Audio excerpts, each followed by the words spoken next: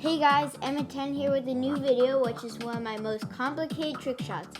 It's got Nerf guns and Hot Wheels, and I think you're really gonna like it. Today, I'm going to be sending a Hot Wheels car down a ramp by shooting it with a Nerf gun.